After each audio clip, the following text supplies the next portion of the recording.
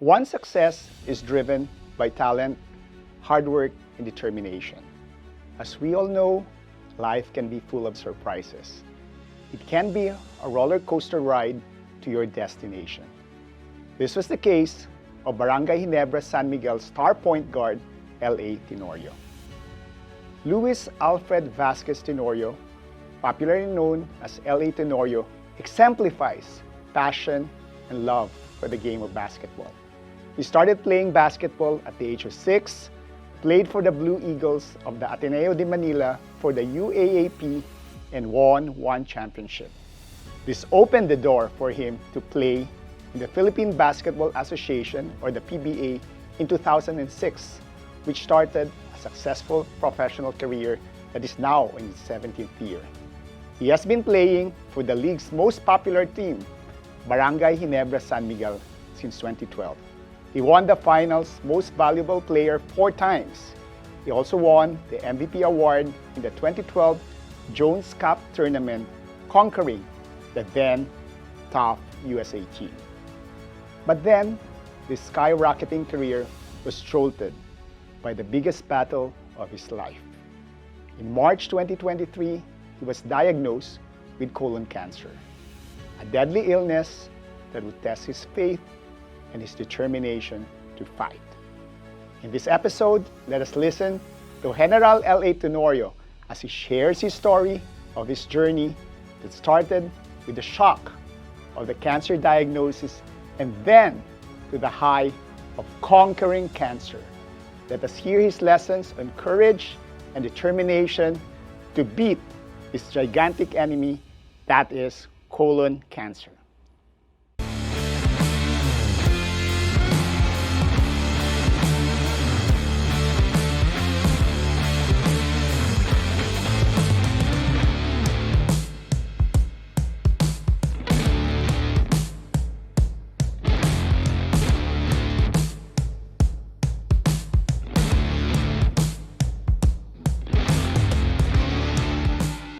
My question is, anong naramdaman mo sa simula and you thought na something's not right? Actually, Doc, it started actually yung symptoms, no. Siguro symptoms? blessing, no, blessing na nagka-symptoms. But it started kasi when I got injured during the finals of our finals back in January, probably 2023, no. When we played in the finals at PBA against the Bay Area. Game 5, I got injured in the groin. No, actually, it's not really the groin. It's the muscle in between groin and lower abdomen. I think you said Pectineus muscle. Yeah, yun yung natandaan ko na injury that I have. Kasi I can still play, pero sobrang sakit lang. So anyways, it started that injury. Nung nag-start yung injury na yun, from there, I'm not supposed to be, parang hindi ako dapat maglalaro. Kasi it's really painful. I can't really do my normal movement. So you'll be like 20% only when you're playing. When I got injured, the next day, probably 10% that I can barely move my legs. I cannot slide. I can't do my normal thing. So, but I still force myself to play game 6. You know, I forced myself to play. We put tape. You know, we did everything that I could. The training staff and my PTs, they did everything for me to play in game 6. And then we lost. And then game 7, I forced myself to play again. You know, so from there, when I started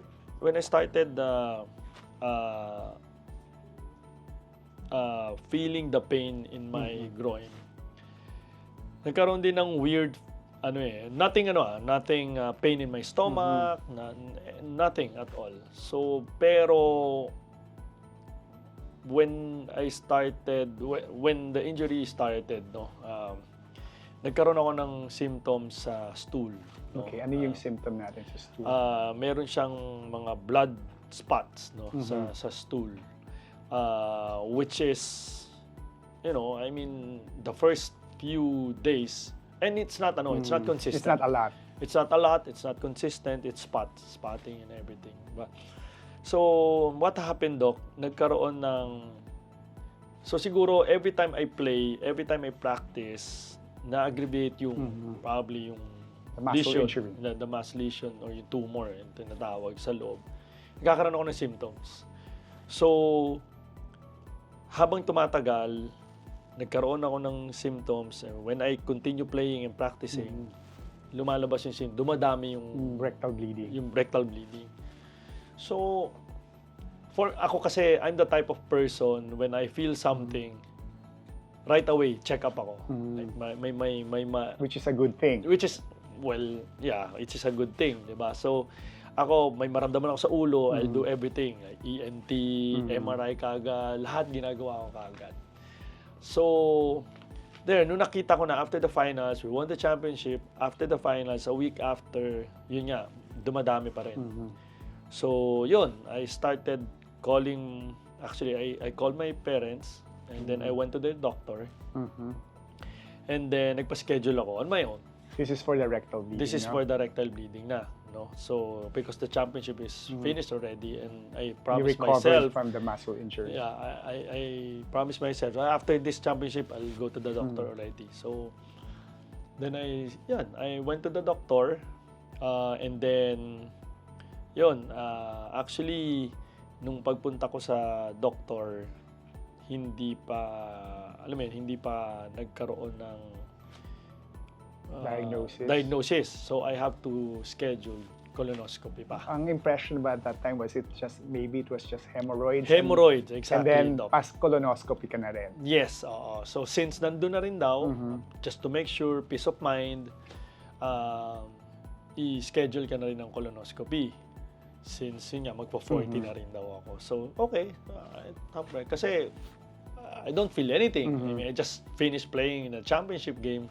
Diba? So, and you were expecting na baka hemorrhoids lang naman yung diagnosis. Oh yeah, actually 100% ako. Actually, I was really expecting, it's just a hemorrhoid. I just need medicine for that. So, because I think, actually, history rin. Parents ko to have. So, yun. Anyways. So, yun. And then... You went for a colonoscopy. I went for a colonoscopy. So, can you tell us what happened? I think it was after the colonoscopy that you remember. Yeah, right away. Because you were given medicines para makatulog ka during the colonoscopy. Yes. So, and then nung nag-colonoscopy ako, so... of course, I asked around also who had experience with a colonoscopy, ano ba nangyayari after, ano ba mangyayari, anong gagawin ng doctor, ganyan. So, I asked around. So, everyone's saying, after colonoscopy, after your recovery, when you wake up, you can go home. Up and about. Yeah, you can go home. Okay. I went to the clinic, OR. Endoscopy. Endoscopy. Yeah, endoscopy na. Yun, and then, so finished already, I did my colonoscopy, and then when I woke up, I was in the recovery room. My understanding is it was your parents na, yung sumama. Yeah, actually yes. My parents went with me. Kasi doctor nila yun. So kilala nila yung doctor.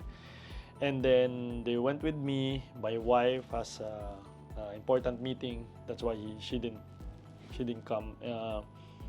So when I woke up, so, okay na ako, and then I told the nurse na nandun,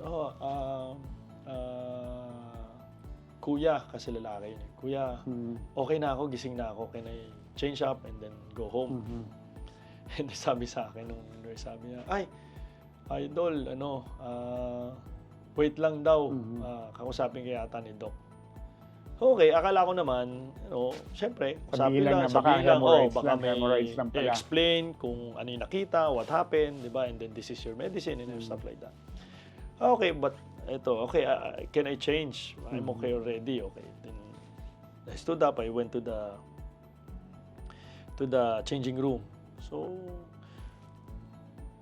after I changed, yun na, I saw my wife come. Because she wasn't there, di She ba? wasn't there. May She meeting wasn't si there. May Cheska. meeting siya. Yes. Oh. So I saw her coming, and ako parang I was like, why are you here? Parang yun na, nagkaroon na ako ng hint. Just knowing na routine procedure lang naman yung colonoscopy. And my parents, I saw their faces. Parang okay, and then the doctor pulled me in one of the rooms, no? So yun, and then syempre hindi ko pa rin ma-absorb, I think, as far as I remember, hindi ko pa rin ma-absorb and maisip na I have a problem or there's a problem. Kasi nga, syempre, after the colonoscopy, hindi mo naman iisipin na baka... And I think at that point, hindi pa naman na-explain. Hindi pa na-explain eh, diba? So, yun. And then, when I entered the room, my wife, my parents were there.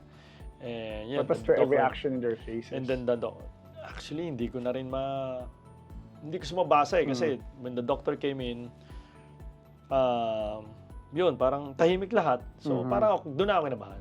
Na parang, but, kinabahan ako not because I knew it was a cancer right away.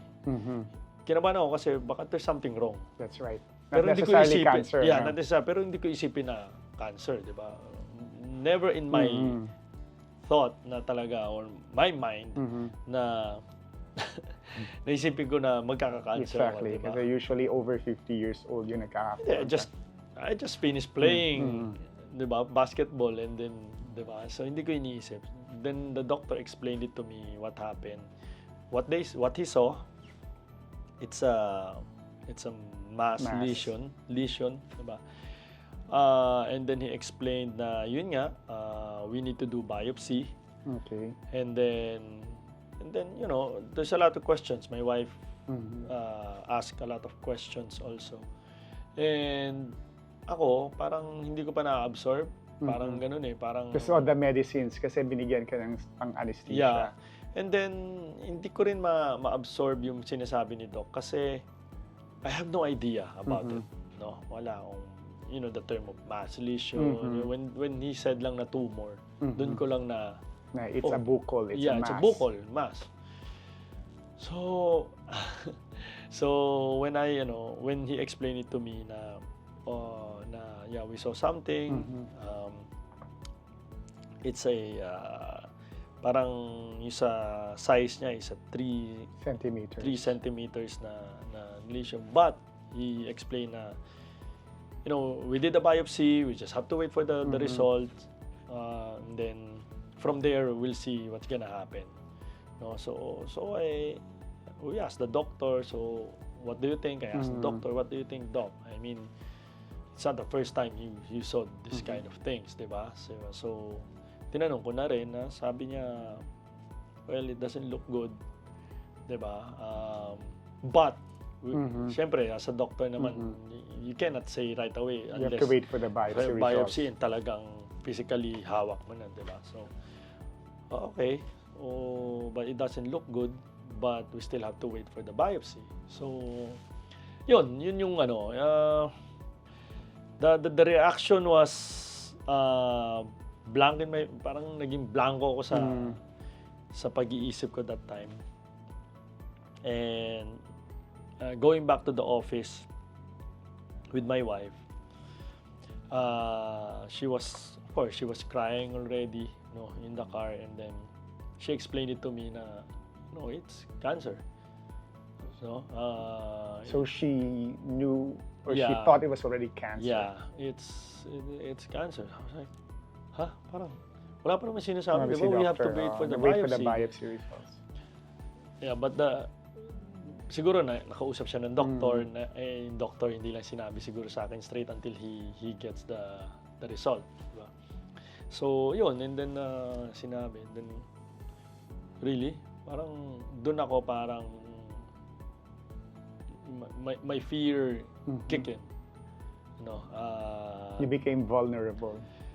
Oo, yung fear biglang pumasok sa akin, and but immediately, that was an Ash Wednesday. Ash Wednesday yun. And when I went back to the office and hinatid ko si wife, going back to the office, Cheska, nag-mass ka, buti may mass doon sa office. So, I attended the mass because it's Ash Wednesday. So, immediately, nangyari sa akin noon is my faith really parang kicked in right away. No, na sa tingin ko ito yung magse-save sa akin. But again, whatever, katulad, ang iniisip ko na lang noon, that time, naalala kong naisip ko na lang is whatever happens to me, it's not my, and make sure na lang na to find a solution and don't be stressed about it. Kasi, I don't know, as a doctor, I don't know, parang ang stress kasi talaga ang number one kalaban din natin dito. I agree. Diba? So, yun yung naisip ko. Just enjoy life, enjoy the time with the family, the people you love, and the important people in your life. And for those people na binibigyan ka rin ng importansya to give back to them, no? So, yun. And I think by doing this, also this kind of interviews and guests of this event, I think that God's highest or higher purpose for me, no? It's really more than basketball now. Before, when I play basketball, I always think of aspiring basketball players only to be inspired by me to play their hearts out, to be determined to work hard, and everything, to be disciplined, no? Now it's more than basketball for me. Do you agree this could be a second lease on life o pangalawang buhay from the dark chapter of your life? Definitely. Actually, this is my third already.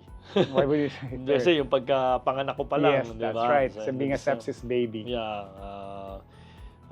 After that, a lot of medicines in my body, no? So really, I agree, Doc.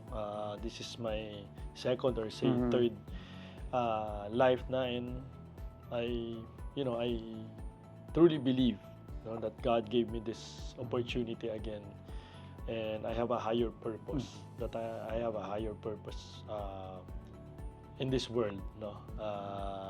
Not only as a basketball player again, but overall, it's more than basketball for me now. So that's why, I'm here in front of you, doing this. Hopefully lahat ng mga nakakapanood ma-inspire natin. May sakit o wala, 'di ba? Sana ma-inspire natin. So, yun. So definitely your celebrity status and your brave story dramatically affect and inspire people from all walks of life, not just the basketball fans. So do you think God has given you a new role, a new responsibility, a new purpose, like an advocate to help and inspire a lot of people, especially patients who are battling cancer at this point? Oh yes, definitely. No, as I've said earlier, God put me in this situation na alam ko meron siyang mas malaking purpose para sa akin. Number one is to help and to inspire people who are experiencing what I experienced before this past months. And for those people na pwede din yung kahit yung mga wala namang may mga sakit, but they see me now as a different LA, not only as a basketball player, LA Tenorio, no? So but as a person just standing in front of the camera, doing nothing. Once they see me, automatically they get inspired by me na, oh, this is the guy who really battle and mentally parang or brave enough to face all the challenges in his life. If he can do it, I can do it. Okay, LA, can you tell us, I know on the day that you were called by your doctor about the biopsy results. Can you bring us to that day? Yeah, okay. So I was diagnosed. I had my colonoscopy Wednesday, and then Thursday I went back to practice, and Friday also went back to practice. And while doing the practice, the doctor called, and in the middle of this was middle in of the middle of practice. practice. So in the middle of practice, so I have to take the call.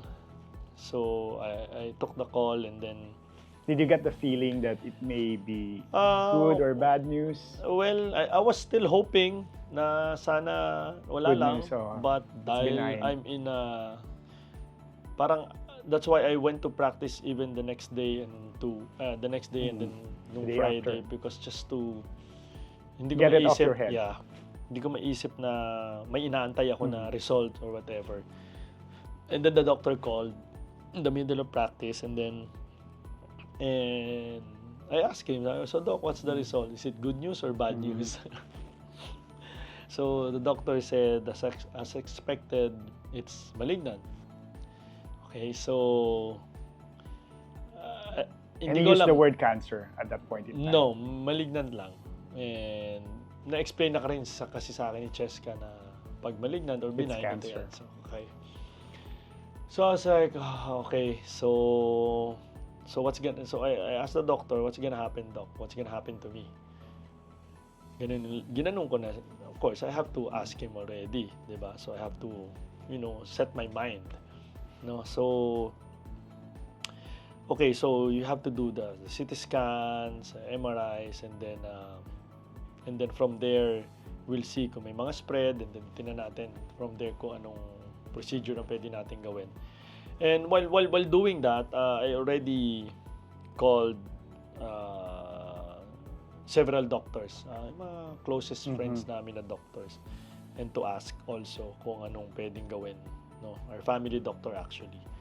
So we told them to be ready and put up a team na again that time we were really thinking of we need the best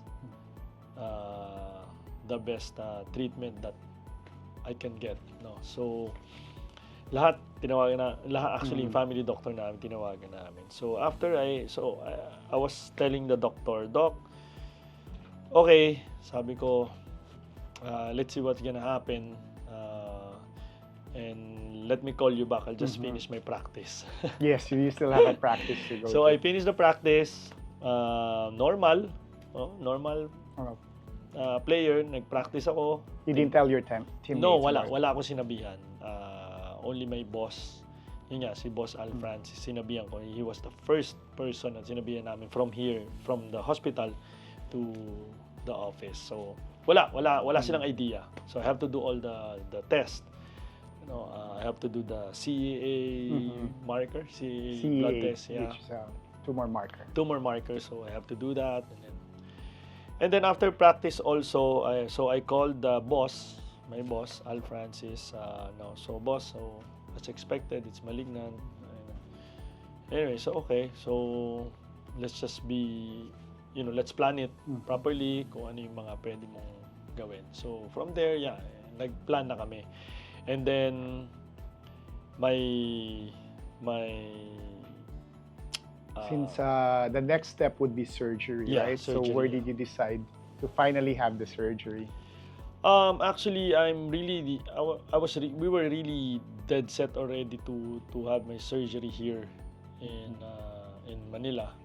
No, kasi we don't have any idea naman kung saan talaga pwede. Basta we asked lang our family doctor to put up a team, oncologist, colorectal surgeon, na pwedeng gumawa ng procedure ko. Kasi nabanggit din sa akin ng doctor ko who did my endoscopy na we just have to we need to take it out.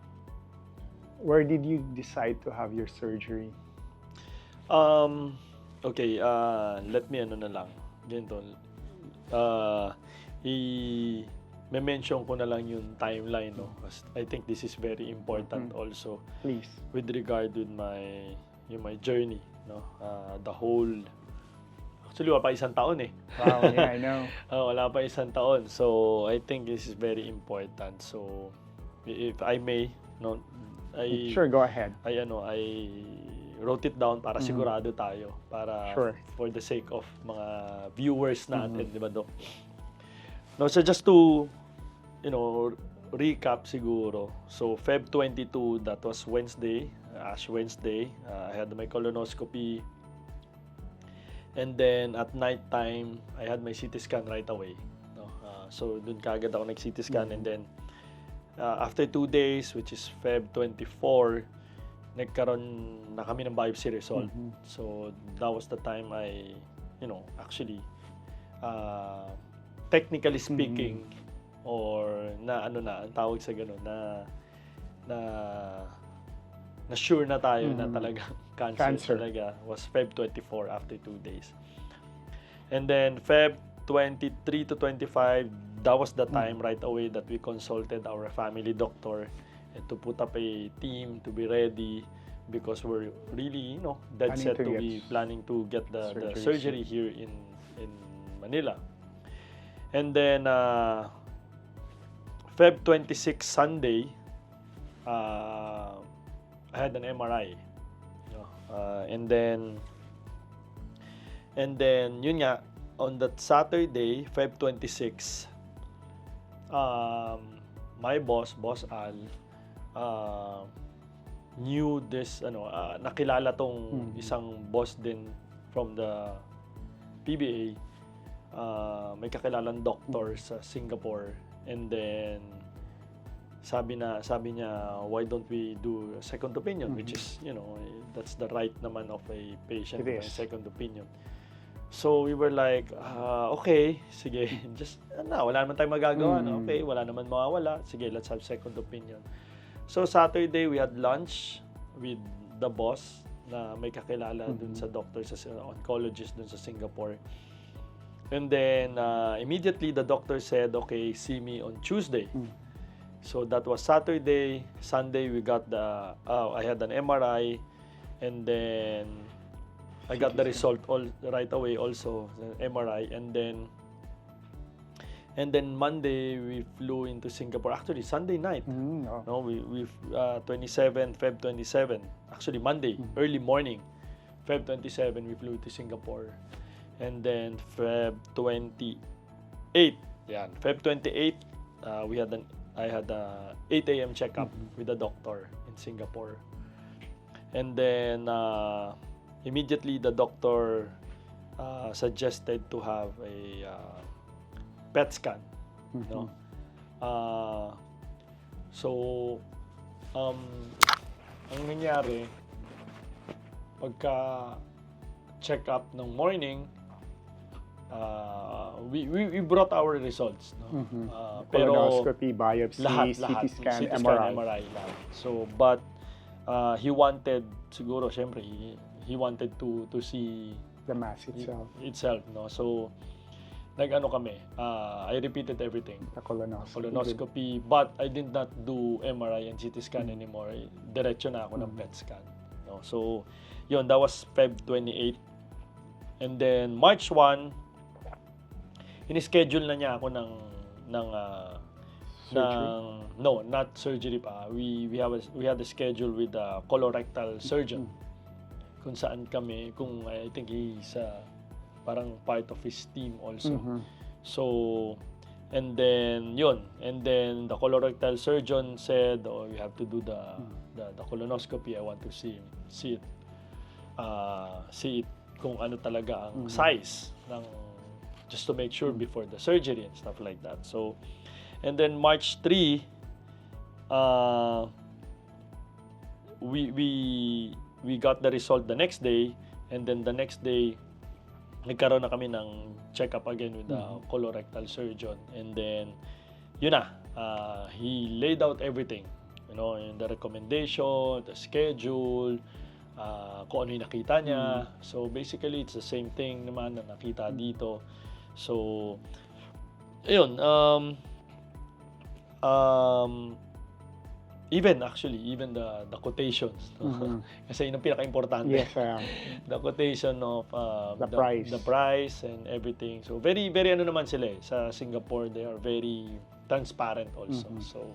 So yun dun na inano. And then okay, so I was telling some of the interviews before that after we went to Singapore, I did not go back. And then I just remembered we were talking about it, me and my wife.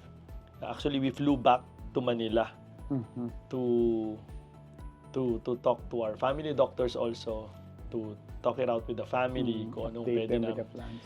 laid them with the plans, and then lahat pinakita namin, and then yun, we decided actually with Boss Al also, with my boss, we decided to do it in Singapore.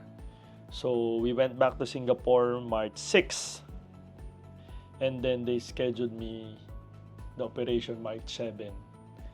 So ayun, and then from March 7 to March 12, I was in the hospital. Recovering for surgery. Recovery and surgery and everything. After the surgery, I was there. So March 12, I was discharged already. And then, yeah, the doctor said we'll be only cleared for travel after 2 days. So we still stayed. Yeah, we waited pa for 2 days for travel to go back to Manila. No, so and then March 15, actually, after I was discharged, so kasi diba after the surgery, March 7, they need to do the biopsy. Check on the lymph nodes. To check on the lymph nodes. So, and then we got the result of the biopsy, and then actually yung result, diniretso dun sa oncologist. March 15. So I had a checkup before I flew back to Manila, March 15, and we got the official biopsy. And what was it? So it was stage 3 actually. It was stage 3 because they found 21 or 22 lymph nodes. That are positive for cancer. The positive is 2. Okay, so 2 out of the 21 were positive. 2 out of 21, 22 were positive. Or something like that. So it's stage 3. Stage 3. So and then they explain everything. So what's gonna be the treatment, what's gonna happen, diba? So, but I think that the explanation of the doctor was very clear that we will do this treatment. I have to do the chemo for 6 months. Twice a month. Twice a month, so every 2 weeks. So yun yung naging suggestion ng doctor. So of course may mga ibang suggestions pa, but the doctor and the surgeon hindi na niya in-advise na gawin. So it's really chemo every 2 weeks. So my chemo started April 4. That was my first chemo. No, April 4 I started. It was how many days? So parang ano lang ako doon eh. So my chemo is every Tuesday. So flying to Singapore Sunday. And then you have chemo on Tuesday. Monday I have to do blood test. And then Tuesday, that's my chemo for 2 hours, drip. And then after that, I go back to the hotel and sleep and rest. If I can walk around and eat dinner out, I can. And you still have energy after the chemo. Yeah, surprisingly, because actually, Doc, I was really scared of chemo because, siyempre mga napapanood natin sa movies, di ba? Side effects, di ba? But including surprisingly, losing your hair.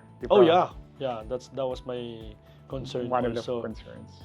And then, di ba, nagbablacken yung skin, di ba? But the doctor said naman it's temporary. Well, in some, hindi nangyayari, but of course, we don't know. It depends. Patients react to medicines differently. Different, diba? Different reactions for patients. Siyempre, iba-ibang edad din, diba? So, yun, so it started April 4, started my chemo, and then actually I rest after chemo, waiting for the side effect kung ano meron, if I'm gonna go to the bathroom and puke.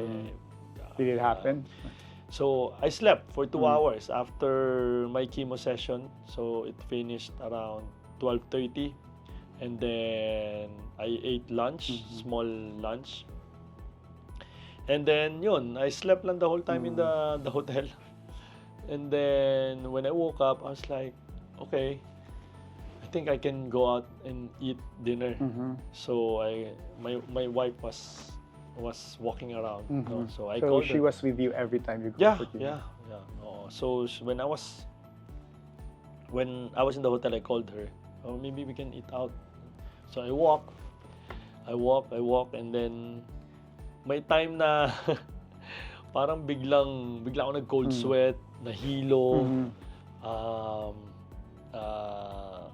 parang babagsak yung Do you gano'n. think sa side effects of I think because that medicine? was my first time. That was my first day of chemo. So Most likely. immediately I went back to the hotel, drank the medicine, and then, rested. And then I just ate in the hotel.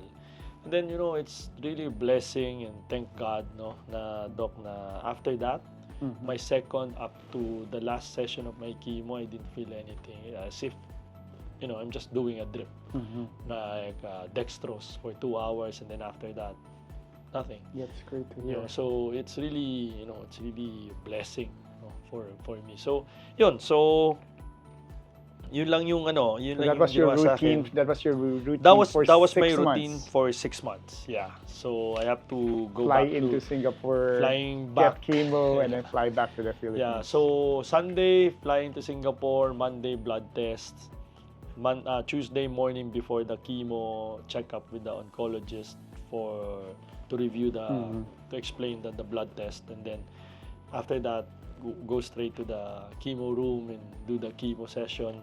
After that, eat lunch, go back to the hotel, rest, and then if I can, dinner. That was Tuesday, and then Wednesday, go home to Manila. So that was my routine for 6 months. We really admire how you cope up with this medical illness with so much strength, courage, and determination. Do you think your persona as a top-notch athlete, a brave fighter, a never-say-die competitor in the Ginebra team help you handle this war against this cancer killer? Actually, yes. No, actually, it really helped me a lot. No, actually, the 18 years You played. I for played the PB. for the professional pa lang. So probably from 6 years old up to the day that I stopped playing basketball and did this journey of my cancer. I think it really helped me and prepared me for this This battle. this war. No, it really helped me a lot. I think more than the physical aspect is really the mental. No, syempre, you have to be really mentally tough doing this treatment, no, all throughout the journey. And that was my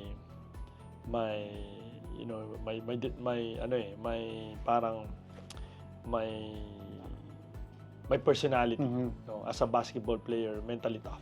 Yes. I have to be mentally tough. Physically, Especially play for Ginebra. especially playing for Ginebra, and not only that, playing in Ateneo, playing for national team, you really have to be mentally tough because physically automatic mismatch Right. mismatch kagad ako from other players and other teams kasi maliit lang ako diba, katawan ko naman, hindi naman ako gano'n kalaki. So it has to be my mentally tough, my mental toughness and my determination, no?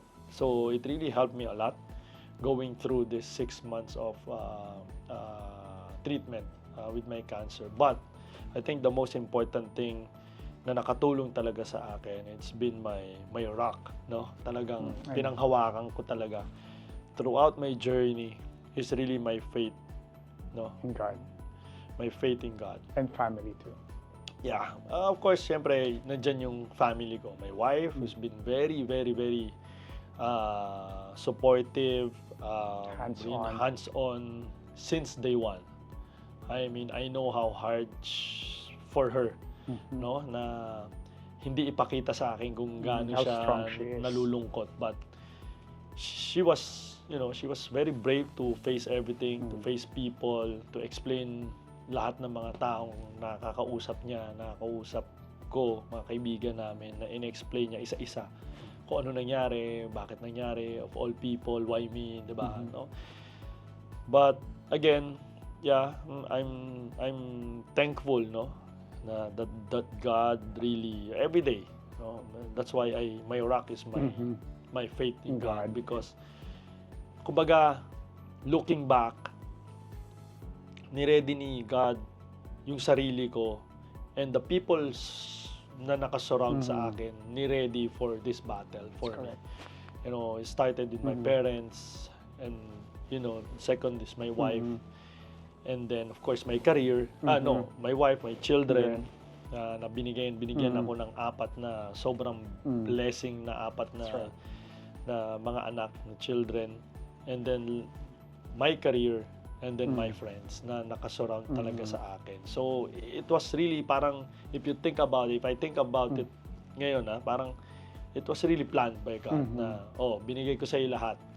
'Di ba? Parang siyempre not all the time naman lagi tayong nasa taas, 'di ba? So life has ups and downs. Oh yeah, and merong mga may mga bumps here and there yan. So siguro nagkaroon ako ng bump na gano'n na sobrang taas na humps. So, and then ni-ready niya ako, God, parang ni-ready niya ako na kaya mo to. Hindi ako magbibigay ng isang pagsubok na hindi mo kaya gawin. I truly believe in that. And if you have faith, talaga ako, yun talaga pinanghawakan ko. So, yun. And God is good. Nalampasan ko. With the help of my wife, my children who are there, who really inspired me to be mentally tough, because it's really hard. I mean, yes, I have a lot of friends who went with me, every session in Singapore. Parang ginagawa na rin nilang bakasyon for them. But sinasamahan talaga nila ako. And it's hard kasi masaya, it seems like parang wala akong sakit. I don't feel like I'm doing the treatment. It's just normal. The first infusion. It was just the first one, the infusion. But all throughout the journey after that, it was really parang, okay, let's just go to Singapore, let's enjoy, kasama yung mga kaibigan ko. O tapos, basta Tuesday, I have to do my chemo, and then after that, okay, let's eat. Yeah. Ano talaga yes, nandun na yung acting being, hindi ma-acting, but being normal, no? But it's hard also when you're alone, no? Sometimes you think about it also, what's gonna happen to me? You never know what's gonna happen. Yes, okay tayo, di ba? Masaya, pero as they said, life's full of surprises. Yes, and pag mag-isa ka, parang hindi mo maiisip na ano kaya nangyari dito, ano kaya mangyayari sa akin. Pero because of, mentally toughness or mental toughness na binigay sa akin ng Diyos, siguro yun na-overcome ko tong battle na to, tong war na to. So LA, you got some good news from doctors last September. Can you tell us? Well, yeah, it's good news, no? Great news, I would think. Actually, great news, no? Thank God, no? I was told that I am cancer-free. Congratulations. No? So very, I'm very thankful and very blessed, no? Na naka-survive ako for the past probably 6 months of treatment, or let's say 7 months, no? But again, the battle will not stop there, no? That's right. Alam niyo naman yan, Doc, di ba, na I still have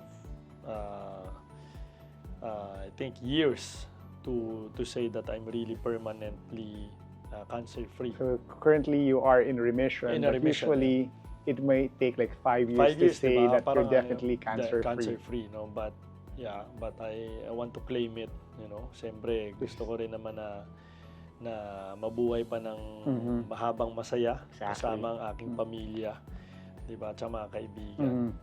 So, but, you know, with my faith, I think, I always say that my faith really saved me all throughout this journey. Actually, not only with this journey, no? With all, looking back with all the accolades that you mentioned during the first part of this interview, with all, you know, the friends, the experience, lahat ng nagawa ko dito sa mundo so far since I was born. It was truly a blessing, no? And I think kung hindi ako kumapit dun sa faith na yun, I don't think I'm gonna survive kahit before pa ako ma-diagnose ng cancer, no? Because, you know, going back to the history, when I was born, I was a, you know, a sepsis baby. So, dun pa lang, medyo ano na ako dapat wala na ako dito sa mundo di ba? But, you know, God gave me the opportunity to live my life with, you know, and then sa lahat ng mga na-achieve ko, sa lahat ng mga nagawa ko, plus surviving this war, sobrang, you know, it's really God's grace talaga na nandito pa ako. So, really thankful, no? And blessed with all, you know, sa lahat ng mga sumuporta sa akin. My wife, my children, most especially, my family, friends, na talagang they made sure actually na hindi nila banggitin na mayroon akong sakit or hindi nila ako trinato na parang may sakit. Because I told them from the start that, you know, I want us to be normal. I don't want you guys to treat me like parang kaawaan dahil I am sick. No. Let's be normal. So, yun. I'm very happy that I got the good news. But again, I still have to go back and forth to do maintenance checkup. I think for this victory, you have to credit yourself, your determination and drive to overcome this disease. We have to credit your family, your wife, your children, your parents, and all your friends. And as you said, faith in God. Yeah. I think those are all very important. So what do you think are the life lessons you learned from this dark chapter of your life, in which you're getting probably new perspectives in life and maybe things that you may have taken granted before and now seems very important to you now? So what lessons are you thinking now that, oh, because of this experience, I'm becoming more, you know, I'm not taking it for granted for all the small things that you had before? Actually, Doc, sinabi nyo na, no, na normally us, you know, as a normal person, tayo mga tao, we tend to take things for granted, no? Doesn't matter what it is. Work, you know, Family, sa akin, friends. basketball, family, friends, we take things for granted. We never realize how important they are in our lives, no? Ako, personally, you know, it really changed my perspective in life. Like, number one is I really strengthened my faith with God, and from there I really lifted everything to God, no? And kung ano man ang nangyayari sa akin every day, I'll be thankful. I will always be grateful every day. You know, every day I wake up thanking Him, thanking God na, you know, giving me the opportunity to live another day, to spend time with my family, my children, my wife, opportunity to practice, opportunity to play basketball again. You know, all those things. No? Kasi dati, honestly, I wake up, you know, do my routine, get out of the house, do practice or do games, or spending time with my friends, my family. It's really, that was really my life before. But now, lahat ng mga importanteng tao sa akin, bagay, talagang I'll make sure that I will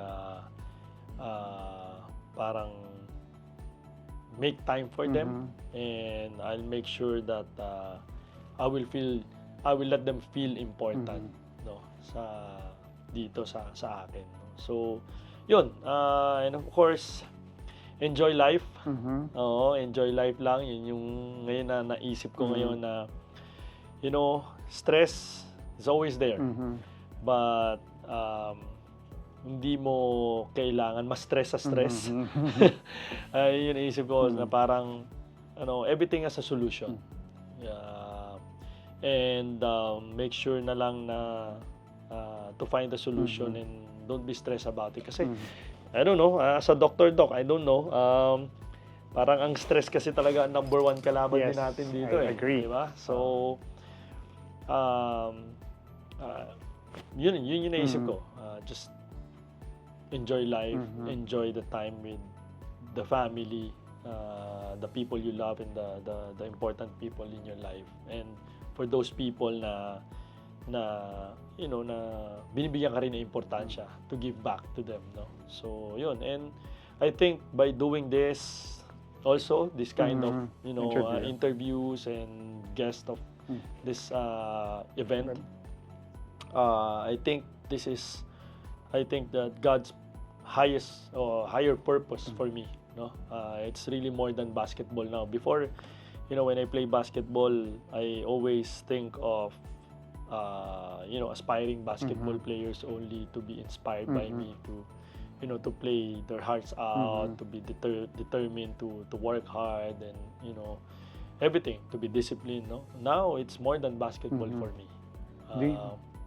Do you agree this could be a second lease on life o pangalawang buhay from the dark chapter of your life? Definitely. Actually, this is my third already. Why would you say third? Kasi yung pagkapanganak ko pa lang, yes, di that's ba? right. So being a sepsis baby. Yeah. After that, a lot of medicines in my body, no? So really, I agree, Doc. This is my second or say third life na, and I truly believe, that God gave me this opportunity again, and I have a higher purpose. That I have a higher purpose in this world, no? Not only as a basketball player again, but overall, it's more than basketball for me now. So that's why, I'm here in front of you, doing this. Hopefully lahat ng mga nakakapanood ma-inspire natin. May sakit o wala, 'di ba? Sana ma-inspire natin. So, yun. So definitely your celebrity status and your brave story dramatically affect and inspire people from all walks of life, not just the basketball fans. So do you think God has given you a new role, a new responsibility, a new purpose, like an advocate to help and inspire a lot of people, especially patients who are battling cancer at this point? Oh yes, definitely. No, as I've said earlier, God put me in this situation na alam ko meron siyang mas malaking purpose para sa akin. Number one is to help and to inspire people who are experiencing what I experienced before this past months. And for those people na pwede din yung kahit yung mga wala namang may mga sakit, but they see me now as a different LA, not only as a basketball player, LA Tenorio, no? So but as a person na just standing in front of the camera, doing nothing. Once they see me, automatically they get inspired by me na, oh, this is the guy who really battle and mentally parang or brave enough to face all the challenges in his life. If he can do it, I can do it. So for someone who has gone to hell and back, what specific message do you want to tell these patients who are battling cancer now to give them hope? Yeah, I think that the message that I really wanted to give to all those patients na talagang yung mga battling also the same battle that I had past months. I think the most important thing now is really have faith. Have faith. I know lahat naman tayo meron na, 'di ba? It's just that just strengthen your faith. Faith in God. Honestly, real talk lang, 'di ba? Just to have that lang. It's like lahat naman ng ginagawa natin dito sa mundo, hiram lang naman natin to eh. 'Di ba? We're living on borrowed time. Yes, and in time, talagang we have to let go. But as long as we're here in earth and binigyan tayo ng ganitong challenges ni God, I'm pretty sure hindi naman tayo bibigyan ng ganitong challenges na hindi natin kayang lampasan, 'di ba? So just have faith, believe in yourself. I know, well, easier said than done. Yun ang but just believe in yourself that you can do it. You have to be really mentally tough. Mentally tough, and make sure to get the mental toughness and the physical aspect. Kasi susunod na yun eh. If you're not mentally tough,